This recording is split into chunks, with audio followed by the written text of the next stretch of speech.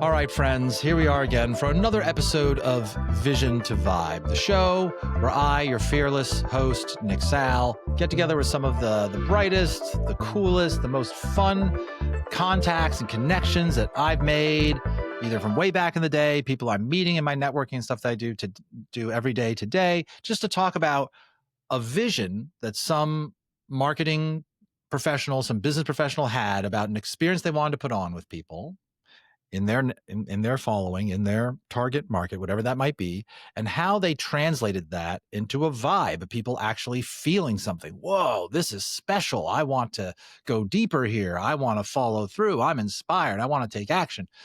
There are so many different ways to make that happen, so many different formats and where that happens. And I'm here to expose that to you. And so you can get to know the different types of professionals, businesses, and models, and so on that can help bring this together. And I, as an orchestrator of all those moving parts, as a meeting facilitator extraordinaire, I'm very happy to helm that mission for said podcast. And I'm really excited, guys, because I've got one of my favorite people in the world, a longtime colleague of mine and friend, Rach SebellShavit, on the line. How's it going, Rach? It's going great, Nick. Thank you. And I don't want to give us too much of this preamble because we are buddies. We've been catching up for the last couple of weeks. And I said, this is so good, Rach, what you've been up to lately. We have to share this on the pod with other folks because I have experienced what you do. We have talked about the journey towards how you've done it, how you bring visions to vibe with organizations.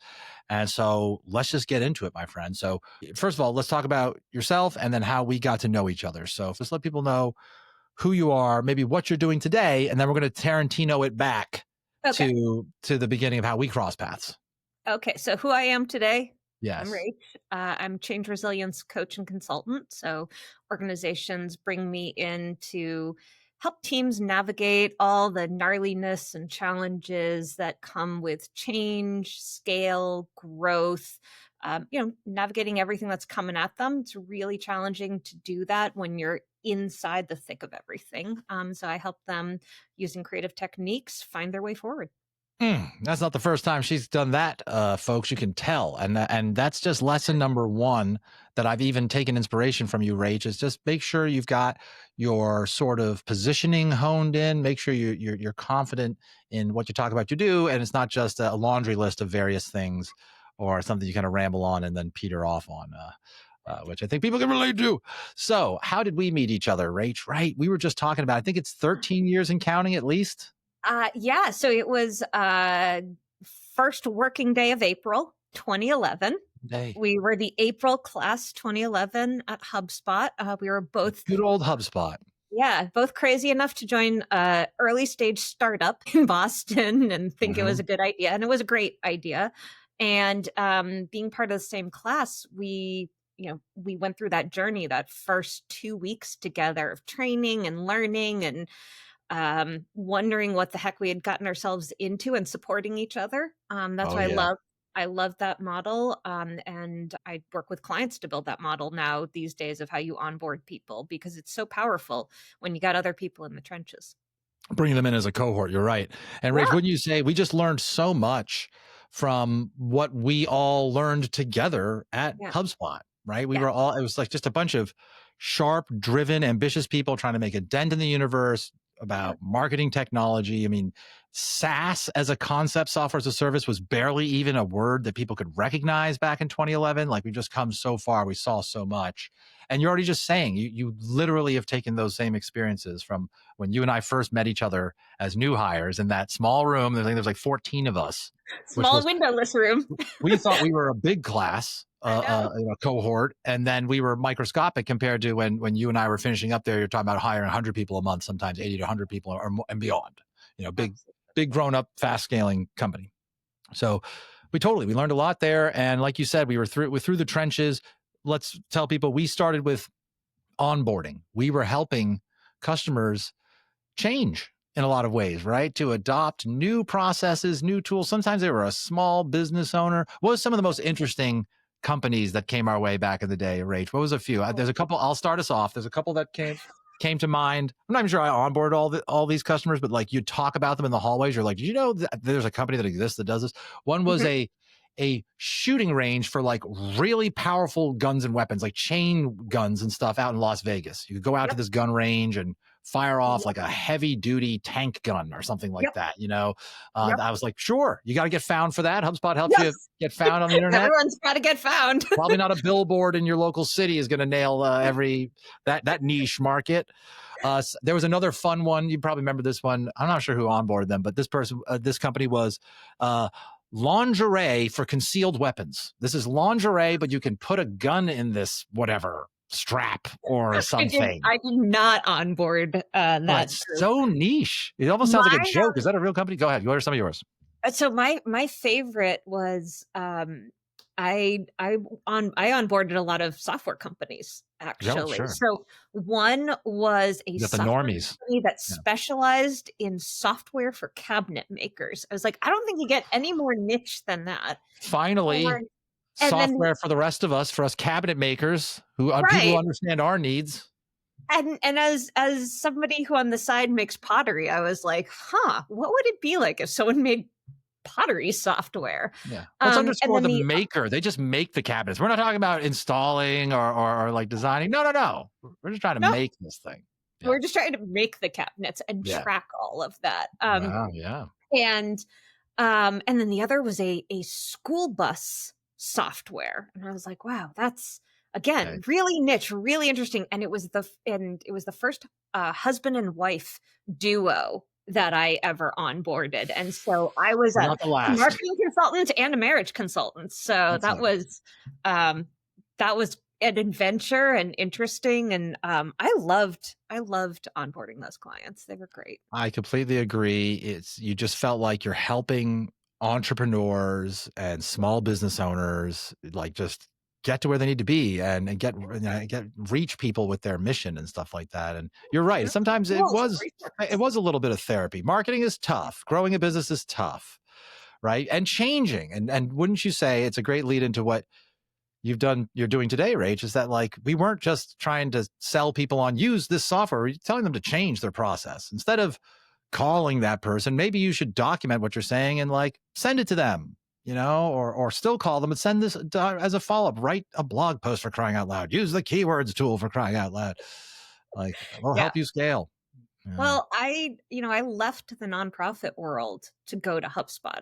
The first 10 years of my career was in nonprofit. And I remember I had to convince Jonah Lopin, our VP of customer success, that I did in fact believe in capitalism. He was very worried that I didn't, coming from nonprofit. But what I said to him was like, I'm inspired by the mission of this company. And so like to what you just said, we were changing the way the world did marketing. And so we were changing the way businesses ran their business. And that is emotional. That is change. That is challenging.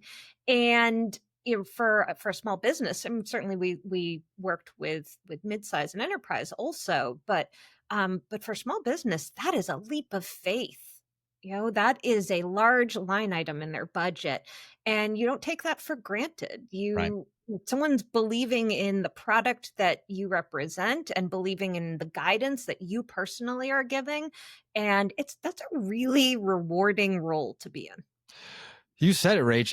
It was rewarding when you could pull it off. And that was probably where the stress lied, was, oh my gosh, they've bet their whole business on this and they're struggling, or like, I'm struggling to help them here and they're losing patience. Like it's challenging when you truly get in the driver's seat of business owners trying to grow and trying to change and stuff. So we had a great run there. We learned a lot, built some great friendships and things like that. Learned a lot about ourselves. And so your experience there, like my own, helped prepare you for what you felt like you wanted to do next. Why don't you tell us about what you chose to do next and like sort of why? Take us into that moment of, okay, so you and Nick knew each other. You did some cool things, helped a lot of people do some great marketing and use some great technology at HubSpot. Why'd you choose to get into what you're doing? Was this what you were doing, or did you do something else? Tell us about that chapter. Yeah. So I think a lot of us who came up through HubSpot were really lucky that HubSpot invested in you and an amazing tuition reimbursement, send you to trainings and conferences and things like that. So as I rose up and became a manager, I started to notice patterns in my team. Folks had some skills, but they didn't have other skills. Right. And we weren't equipped to close some of those gaps. And I had a hunch on how I would close those gaps, but I needed to really understand what it meant to train other people and coach other folks. And I was really lucky that my manager approved those trainings. So HubSpot supported me becoming a master certified trainer and a coach. And a whole host of other tools. And I started designing trainings for our internal customer success team. And eventually that sort of allowed my my path to fork, and I stopped managing directly a team of like 8 to 10 people, and started managing this program that touched globally about 400 customer success people by the time I Wow, yeah. left. And after HubSpot, I went on to design learning and development programs and coaching programs for other startups and scale ups in the greater Boston area. The last company that I worked for, I designed the coaching program for a coaching platform. And then I decided it was time to go out on my own, part ways with the SaaS part of my life, and go full focus on coaching and training leaders, high potentials, executives, helping them navigate change more resiliently. Okay, so pull up a seat here, listeners, because now we're really getting into the proverbial plant-based meat of this. Okay, this is where the rubber hits the road. It's both Rach and I can relate to having passions or superpowers. And you're hearing it from Rach, wanting to work with people, help them see the ability to change, put together programs that can drive that impact, help people get from A to B, and like facilitating that. But we've done that. What you heard from Rach just now is did that as part of a company. Most of us can relate to that. Oh, I've got this skill, I've got this passion, and I'm expressing it a little bit in my job, which otherwise 4/5 of it has something else going on.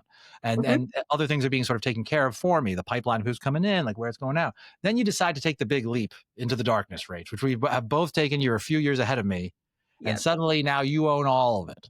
Yes. Now, if there's going to be a workshop, an engagement with somebody about said workshop, whatever, you own the entire thing. They want you to lead them soup to nuts. Yep. So do you just want to tell us about how did you go about coming up with that? You basically start, that's why I had you on. You have a business that helps people go from a vision to where they want to be, change-wise with their team, transforming, to a vibe. We can feel it now. We're feeling impact. We're feeling the change and so on. You actually are one of the best examples of facilitators that I've had on who needs to literally do that. So how'd you get there to, oh, I know how that's done now? Was it sort of like, I'll just fake it till I make it on this first client. I'm going to go seek this certification you talked about. What was that journey of, oh man, I've got to own the entire program soup to nuts here. How do I do it?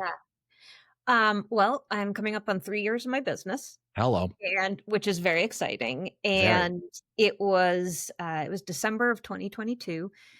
And I decided I was done. I was done with where I was at. I loved working with my one-on-one clients and my group coaching clients, but I was done being in-house. And I've shared this with some other folks who are thinking about going out on their own. Did you ever see Indiana Jones and The Last Crusade? Oh yeah. Oh, totally. Okay. So there's this point in the movie. movie. Should have mailed it to the Marx Brothers, or whatever. Exactly. Yeah. So there's this moment where he has to step out into nothing. Yeah. And you're like, could I ever take that leap? Like the walk of faith, whatever those tests to get to the grail. Into the abyss. And that's pretty much what it feels like to start your own business, to give up health insurance, to give up a steady paycheck. Although for most of us who navigated the pandemic, have been furloughed at points, have been laid off because of reduction in force, we know that those are actually false senses of security. But still, we have to take the leap. We have to say, I'm going to be fully self-sufficient and believe in myself and go, and you take that jump. And so, you hopefully have any runway. And so I, as the person in my household who manages all the finances, I said, hey, amazing partner, I want to go do this. And we are good until February. It's December. We're good till February. It felt like a really great statement to make. And I've made that same statement. 90 days. That's like an eternity. And I took the jump, and February came, and I crossed off February and I wrote August on that Post-it note that hung on the bottom of my computer. And August came and I framed it.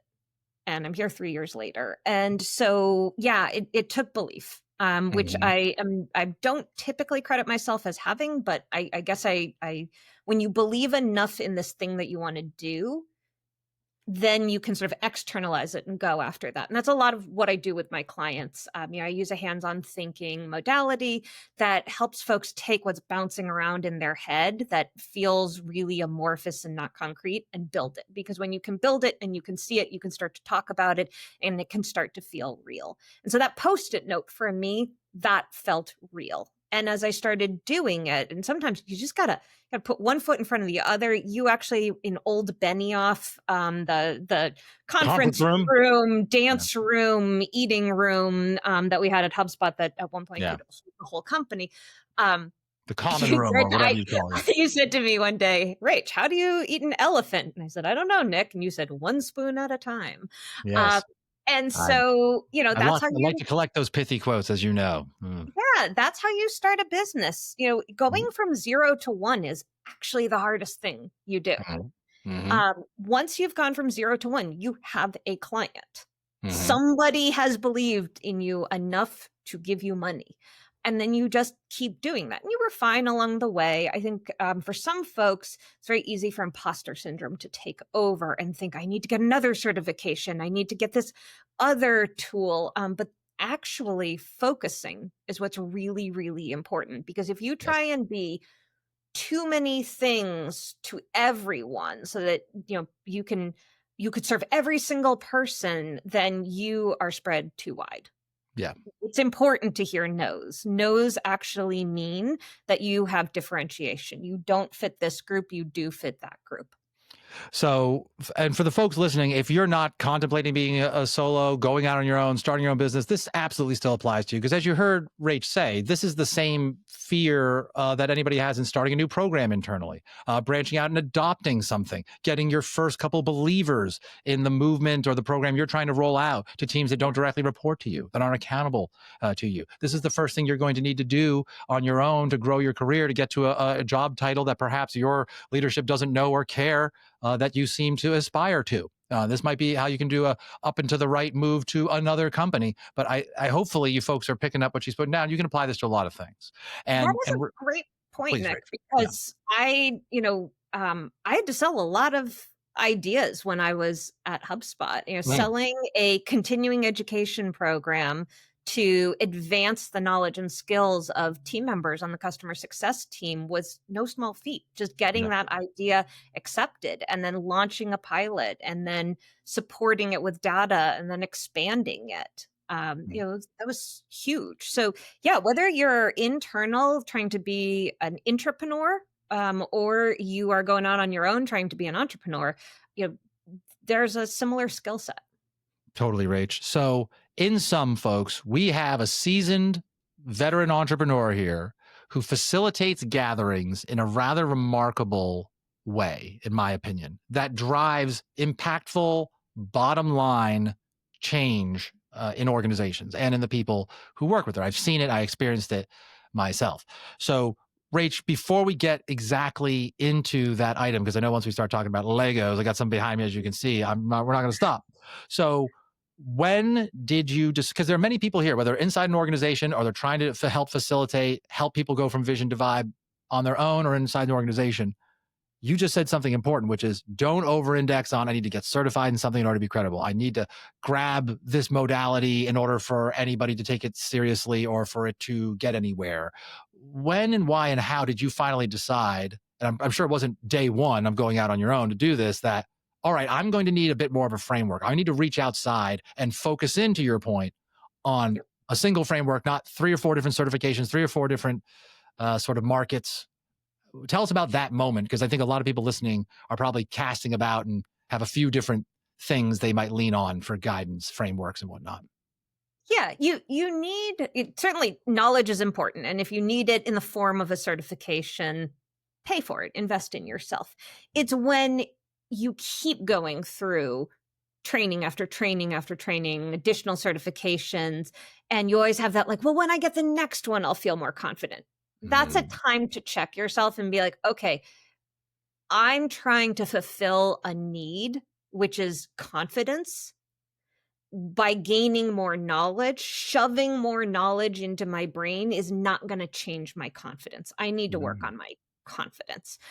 So it's a balance between, hey, do I have the knowledge and the skills to go out there and do the thing that I believe I want to do? And a good check for yourself, I think, is, to take the MD approach of do no harm. yeah. So if by not being certified, you could muck about in a way that would not be okay on behalf of your clients, then go get a certification. I do believe that anyone who's putting themselves out there as a coach should be trained. Um, Right. International Coaching Federation, they've got a lot of great resources. Check them out. I do think that that's really, really important. But do you have to be at the master certified level and have 20 letters after your name? No. Now we've verged into something else is driving that ship. So at this point, I think about what am I adding to my toolkit that really adds for my clients and doesn't just create more noise, because Mhm. that's the other interesting thing as a facilitator is, you're up there at the podium or on the stage and you're trying to bring everyone along. It naturally is going to feel awkward because you are ahead of everybody else. You are at the front of that parade. That is true. And so you can throw too many things at them. You could put too many bells and whistles in that parade. And so thinking about, oh, have I now introduced 4 modalities into this session or into Right. this workshop? That could be too many. Mm. I like to use a tool called backwards planning. It's a fundamental tool that educators use, where we think about when everyone leaves, what will be different? What do they need to be able to do, or what do they need to have changed? And then we back up. Did everybody hear And that? Sorry to jump in, Rach. Did everybody hear that? Backwards planning. Rach, you did introduce that a little bit when we were on teams at HubSpot. It made a huge difference. I know you kind of take it for granted. Of course, we start with the end in mind or whatever, but like, do you really do it? Have you really done it? That's how you get it. That's how you go from vibe back to the vision, right? How do I want people to feel? What do I want people willing to do? I've already done, right? yeah, and again, I liked earlier you had said, like, whether you're starting something on your own or you're doing it in-house, you got to bring people along. Yeah. And so if you have this great vision, but you don't bring people along, then you're not backwards planning. And Mm. so really, really important. You wouldn't pack your suitcase if you didn't know your destination for a trip. You could wind up with a snowsuit, but sitting on the beach. Yeah. You gotta really think about, what are you trying to bring people towards. And so that's really how I choose, what I'm going to expand.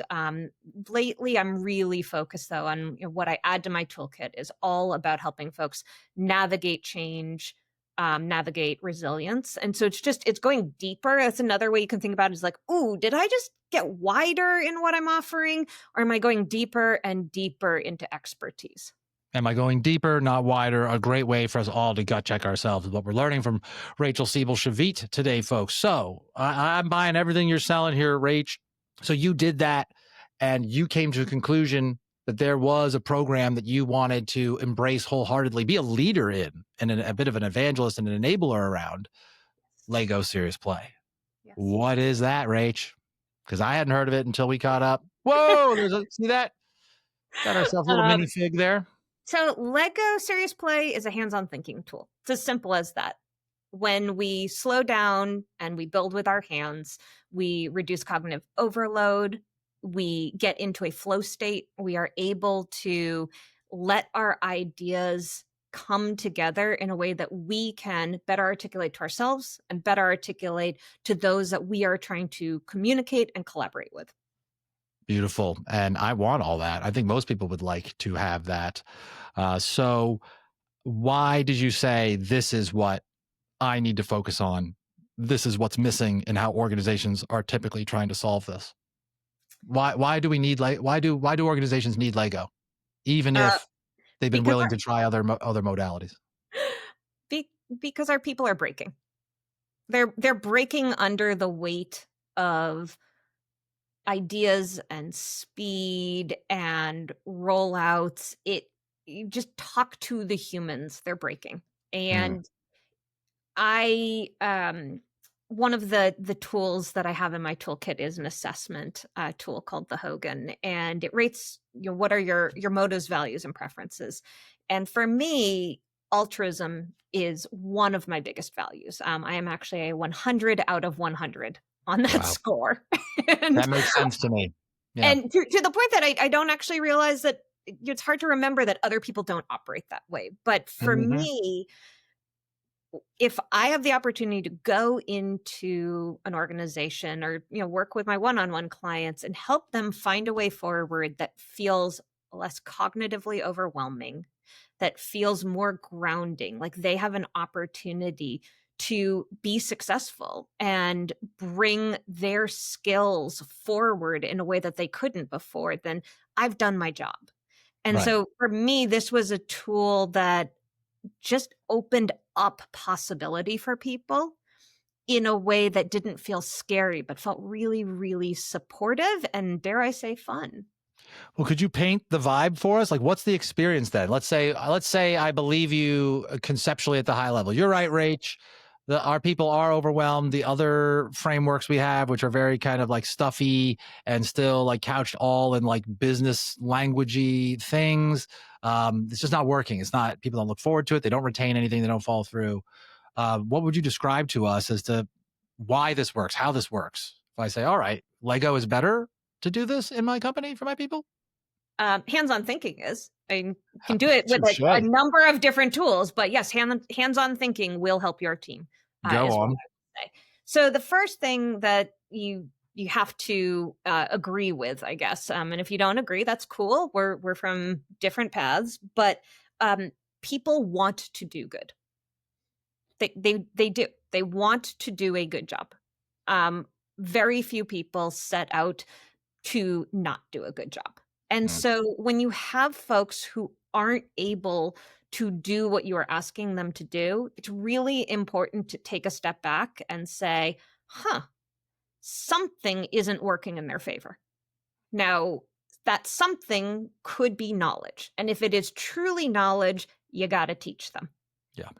If it is environmental, then there's something in this environment that's not working. You haven't saved the knowledge in the right place. They would know where to find it if they could find it. Or the way that the space is set up is not working for folks. So, that's the first two issues. It could be skills. They conceptually know what it is, but they don't know how to do it. And then the last one is motivation. They might not feel motivated to do it. And if it is a motivation issue, throwing trainings at people is not going to change the outcome. Mm-hmm. Trainings don't change motivation. Talking it through, getting coaching, group dialogue is what changes it. And so it's really important, first off, to figure out, what's the root issue. And the great thing about hands-on thinking is that it helps you get to the root issue. So it's really important to me that I'm not engineering forever relationships with my clients. It's actually, what is the root issue? Let's figure this out, and then let's tackle it. So typically I meet with groups in 2-hour chunks. We do a quick skill build because not everyone has used Lego. Even if they have used Lego, they're used to using the booklets and being told what to build. This is the first time people are being asked to build what's in their own head. So quickly to jump in. So the vibe, the vision you have that creates the vibe is making sure everybody's on the same page as to how do we use these tools, if you will. Yep. Toys turn to tools. Yes. How do we use these tools? And do we all agree we're here to tackle the same thing? So again, that goes back to the backwards planning. What will be different when everyone walks out of this room? Yeah. Is it a different vibe? Is it the ability to tackle something that has been eluding everybody? Like, I don't do workshops if we don't have a clear objective that we are trying to tackle. As a group, you're saying? As a group. Yeah. Or, if it's a one-on-one, then we're going to do it one-on-one. But if you are a collective team, we are solving something as a collective team. If this is about a group, everyone is challenged by the same thing, but they're part of different working teams, that's also a reason to come together and build. Yeah. But maybe everyone needs to get better at giving feedback and then go back to their groups and be better at giving feedback. And then, so it's really important to figure out, why is everyone here? Yeah. Do we all agree that this is a challenge? Great. Now we're going to work on it. And so we're going to do that initial build. I play music. Are people building as a group? I'm trying to picture it. Or are people doing individually? Great question. So it's both. There's different ways to do builds depending on what the objective is. So if it's helpful, I can share an example. Yeah, go ahead. Okay. So I was working with a group that was challenged by influence. So it came in, everybody agreed, like they were really struggling to influence across their organization collaboratively. That's what you mean. How to get other people to buy into an idea, to align with you, even though they don't directly report to you. You don't have like direct power to make them do it. You need to sort of influence them to do it. Yeah, exactly. And even Very if we have common direct power, we generally can't force people to get in line with us. And so, we were there to tackle that. And so, some folks had never actually touched Lego who were in the room, which is not uncommon. I usually have one or two folks who have never touched Lego. Blown away by that, for sure. And so we did our initial build, got everyone loosened up, understanding how the bricks go together. And then we go through a series of typically 3 builds. So where you talk about vision to vibe, always first, what is ideal? So build your goal. What would it look like if you were influencing effectively? Build your goal. Can't do that in many other ways. Everyone shares. So that's the other cool thing about Lego Serious Play is when everyone builds, everyone shares. You don't have that person who stays silent in the room and the other person who I'm not the subject matter expert, or I don't know. Yeah, it's like, no, we're all built something random. Everybody shares whatever they built. Yeah. Right. No, if we had uncovered during the scoping of the engagement that there's actually a knowledge block, there would be a little training at the beginning. What does influence mean? Okay, now that we're all on the same page, we all agree on the knowledge part. Let's upskill you because you got to go use this somehow. Yeah, I hate to do this, but could we go back and say, how do you usually, if in footnotes here or just like crib notes, is it a survey usually? Meet with their overall team leader, meet with these people individually. What's usually the quick summary of how you kind of gather that, confirm that? Oh, great question. So it depends on the level and the size of the organization. So if it were, at the executive level that I'm working, we're probably going to do some deep 360s to figure out what's going on, pull out the themes, present that and say, okay, if we all agree that these are the themes and these are the root issues, this is what we're going to tackle. Because the people around this person have said that that's what's needed. Yeah, exactly. That's one way. If it is a sort of a mixed team of kind of like entry level and their senior leader, generally it's going to be having conversations. Some quick 15-minute conversations with each member of the group, pull out what's going on, what are you seeing. With a customer success team, it can actually just be looking at the metrics, looking at the CSATs. So different teams have different data that I can bring. I can often extrapolate from surveys and then have live conversations. We don't ever want to use a survey solely and take it for granted. Cool. So back to the workshop here. You've done that. You've confirmed that main focus. You had everybody build their goal, potentially in regards to the challenge you kind of know that they're there to address. Yeah. Yep. And so everybody's allowed to freely build what they want. They freely build what they want.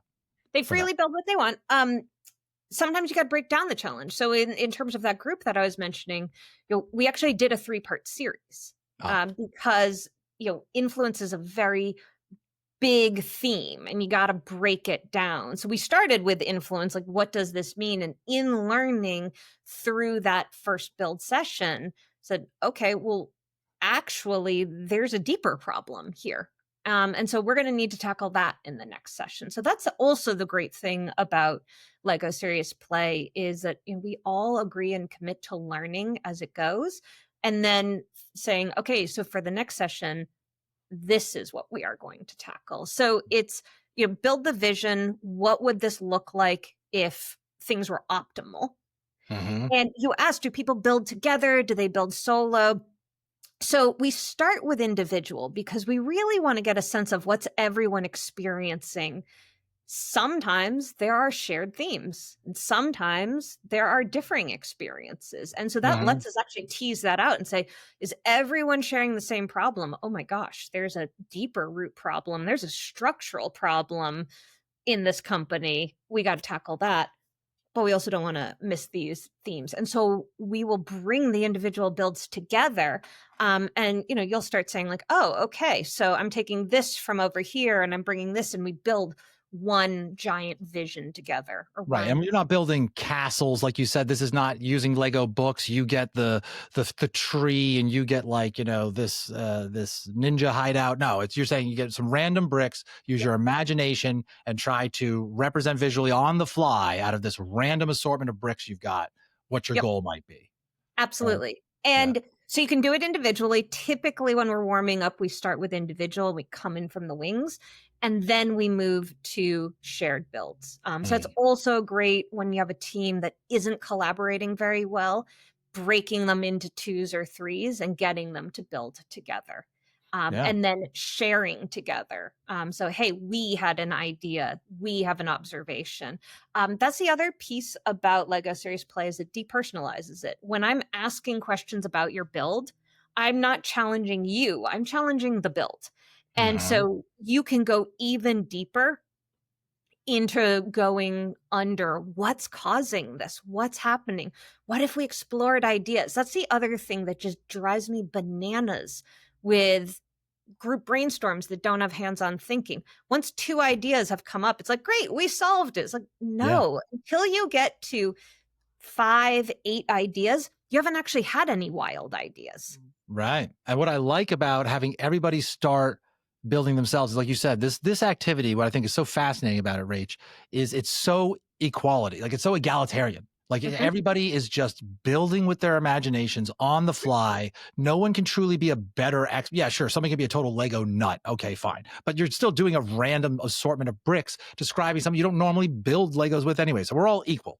And because, like you said, once you start to go into group stuff, you break into other norms. Oh, I'll let this person lead, and I'm going to be the one who normally hangs back because that's what I usually do. And this person usually takes the lead and stuff like that. And you're not really seeing truly where people are at.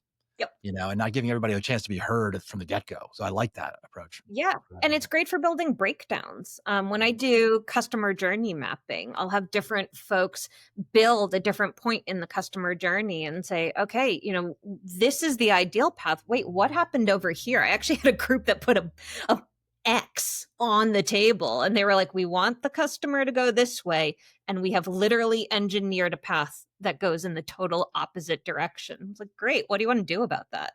Yeah, and much more fascinating to hear somebody talk about when you're looking at the actual Lego X and a path and so on, than someone just sitting in a round table, which is our usual default, and just expressing their opinion and seeing if it carries or not, with all the norms that kind of go with that.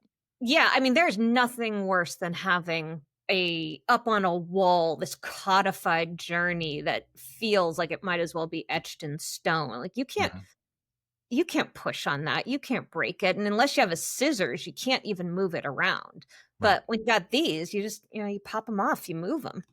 Right. So you get people doing this, and I've done this with you before, and I was immediately drawn in. You'd be surprised just how quickly. That's two takeaways from this chapter of this moment of the vision to vibe that Rachel's describing. Is number one is our natural fear to say, if I'm doing something different, creative, maybe even called weird, I will face resistance. Like, people's normal reaction will be, no. The normal reaction is curiosity, fascination, and okay, this is different. I'm leaning in now. I don't know what this is. Now I'm curious. Is what I have found, having been on a couple of your workshops and seen this. Like, that is what, and also just going for these swings and other things I'm facilitating, you see that. And then second of all, something I've said before is every participant is a potential presenter. Like, every single person who participates is also part of the presentation, is part of the content that's being created. That's what you automatically did by show and tell. What did you make? We're all on the level here. We all just made something, and we all have a right to speak and present the same amount of time. So you do that. How do you take it from, okay, you accomplished what we just said. Now we got to start going deeper, peeling back those layers, like you said, getting into stuff. How do you do that with another Lego build assignment? Like, how do you, what? There is a point where you stop the builds and you have everyone sort of, come down in the energy and say, okay, so what are you going to do with what you've learned? Right. I think that's a piece that a lot of trainings and coaching sessions miss is, okay, we just spent this hour together or this 2 hours together. There was a lot of great energy, but what are we going to do with it? And, we're all on LinkedIn. We all see how meetings fail us because, again, people think that every minute has to be filled with sound. Yeah, and so I certainly feel that way at times. Yeah. So I'm there actually telling everybody, you don't get to talk for the next 2 minutes. I've given you all Post-it notes, and you're all going to take your little pad of Post-it notes. One Post-it. That's all I want you to write is based on what you built today and what you learned about your current reality and where you want to go. What are you going to do differently? It's a really powerful question for folks. What are you going to do differently? And they're not making that in Lego. They're discussing it. It's being written down and captured at that point because they've already done those exercises. Yeah, they're not talking for 2 minutes. They're not talking. Oh, they are sitting there with a pen and they are just writing. I am going to do this differently. As a result of today, I talk about experiments and the scientific method. Like, you now have a hypothesis that if you do something differently, you are going to go, we built our goal, we built where we are today and what's getting in the way, and then we build our way forward. And so now what are we going to do with our way forward? What do we need for resources?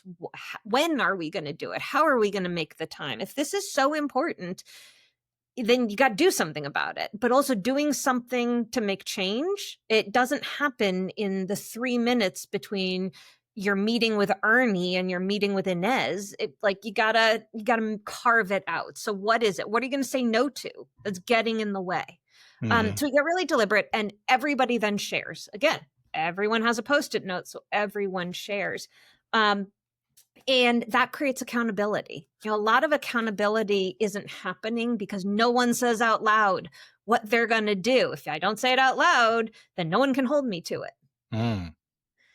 And so, if we're coming back together, and oftentimes we are coming back together, then I prompt them to bring that Post-it note back. Yeah. And something I'll underscore here that you mentioned in passing earlier, Rach, is that what you're describing may not just all happen in a single hour, a single sit-down session. This could be, it's sometimes a 3-day, 3-part sit-down with a group of people. Yeah. And I like how you started to say 3-day, and then you're like, well, 3-part sit-down. Yes. It's not more than an hour and a half or 2 hours at a time. It can be on Zoom. It can be in person. It's very flexible. But yeah, change doesn't happen because you get together once. Indeed. And sometimes when I facilitate webinars or events for people, they kind of hope, we got to get it all done in 1 hour, from, hey, here's who we are, here's who you are, to there's a vision of what could be possible and you want to buy it and you're going to set up an appointment for us to buy, and the appointment's already booked. Like, if that didn't happen, something must be broken here, right? Like, so I'm glad that you acknowledge that.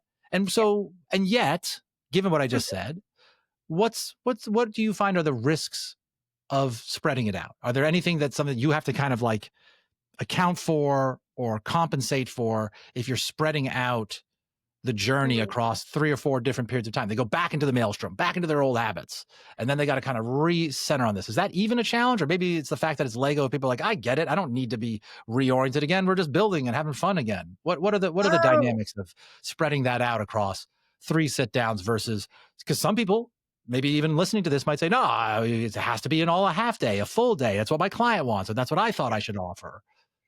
And there are times where that is what has to happen. Sure. But then you make sure that they're set up to carry it forward. The point is that you are making sure that you are helping the people that you are supporting be more thoughtful about the journey. So if you aren't coming back, what is coming back? I facilitated for a group, an education group. They just didn't have the budget to do multiple sessions, but they wanted to do something for their team. It's like, great. So you are going to be the ones who drive the accountability. You, 2 weeks after this session, are going to reach out to everyone on the team and say, how's your experiment going? So there are ways to still engineer that accountability and be thoughtful. I think going back to when I began this journey, you think in the beginning that everything has to keep moving up in every session, but the reality is it's like mountain peaks and valleys. They go up and then they go down a little bit, and then they go up and then they go down a little bit. That's growth. That's what it means to be a human and growing. There's a target. Yep. And so it's hard. Once you accept this and build this in and are prepared, it doesn't make you tense up when you get in the room and someone says, oh, I didn't do my experiment. You're like, okay, so let's explore that. What happened? Yeah. Instead of trying to like race over it and be like, oh, no one didn't do their homework. It's like, yeah, I assume people are going to not do their homework. So what happened? That's learning. Tell us about this. Can I double click on that, so to speak, to use a really overused businessy term?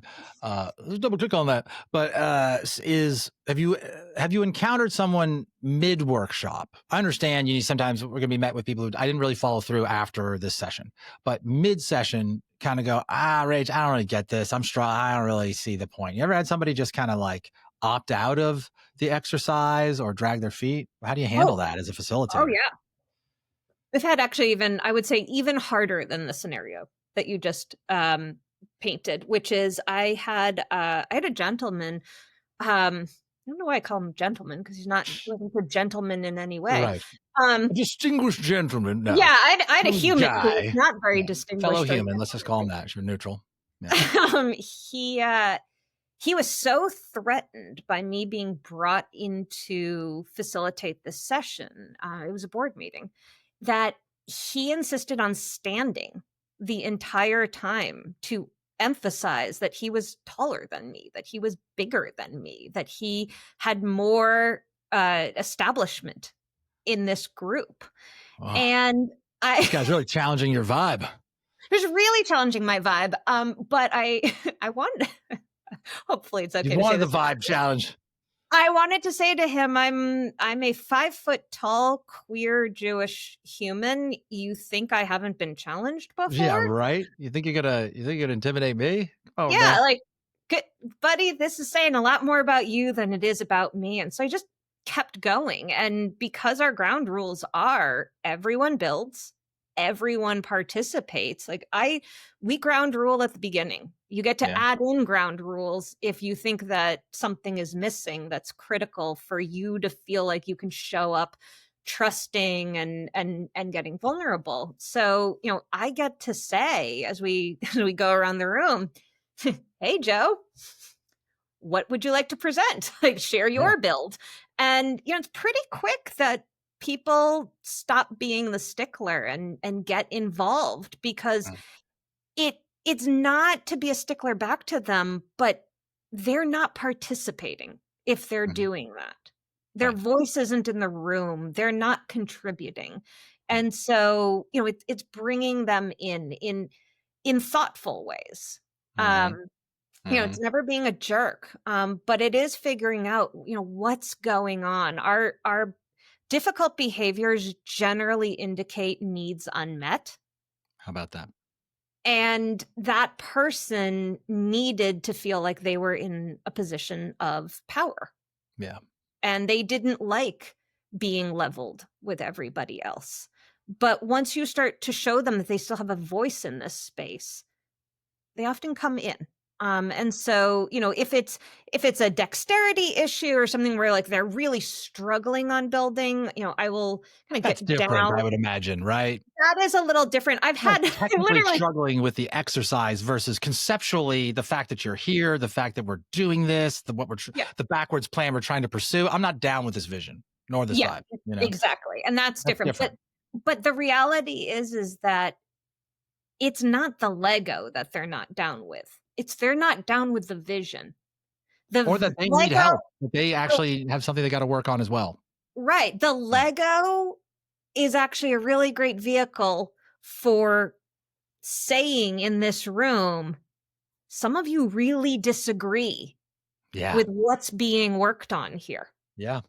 You're mad at plastic. Mm-hmm.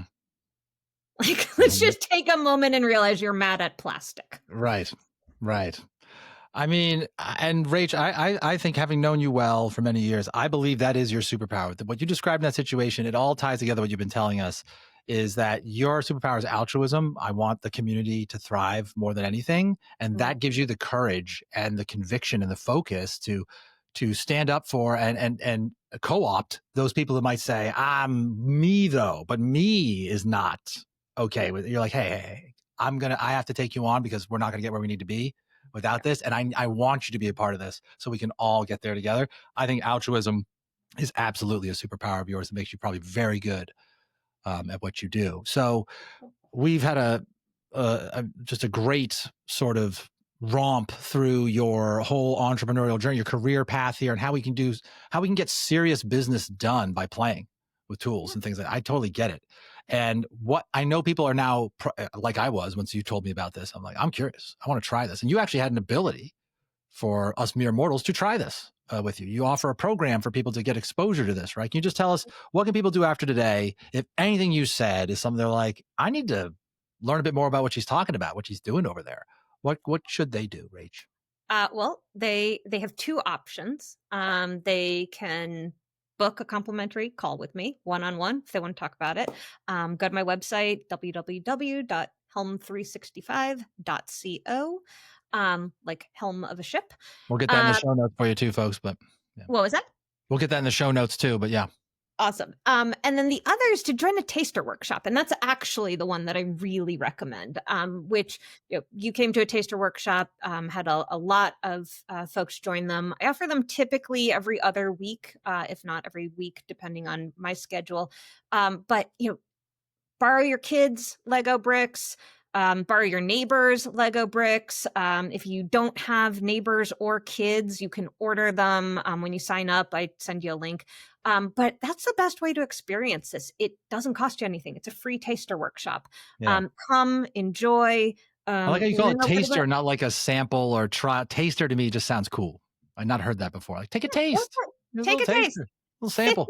55 minutes. You get to meet some other folks, build your goals, build your challenges. We talk about it. And if it feels like something you want to bring to your team or bring into your own toolkit, then, we connect and talk about next steps. I highly recommend what Rachel just said to you all, folks, because I did it and I felt the vibe. I'm on with 4 or 5 other strangers and Rach, and she did exactly what she just told us she would do. We talked about where do you want to be? Build it. Share it. Where are you at now? Build it, share it. Where where are you starting from? And then where do you want to be? And then what's stopping you? We had that whole thing, 55 minutes. You got a real taste of, and I remember looking over to my colleague I was co-working with that day. I said, I'm getting this. He's watching me build these Legos. I'm like, I get this. This is getting us somewhere. And it's the friction is low. This is, we're all eager to share, we're all vulnerable automatically. You can't be an expert with a random consortium of Legos that you have 2 minutes to throw them together. It's like, it's going to be sloppy, whatever you have. So that automatically was freeing to me. So I just thinking, if you needed that extra endorsement, folks, go check it out. Link will be in the show notes. And Rach, I'm just grateful that I got you for an hour to talk about this, because it's just another reminder. There are so many ways and tools, folks, to get people engaged with your vision, to create this vibe that can make people engage with you deeper, get motivated to take action. And there are people out here to help. So thanks again, Rach. I really appreciate it. Thank you, Nick. Thanks for having me on.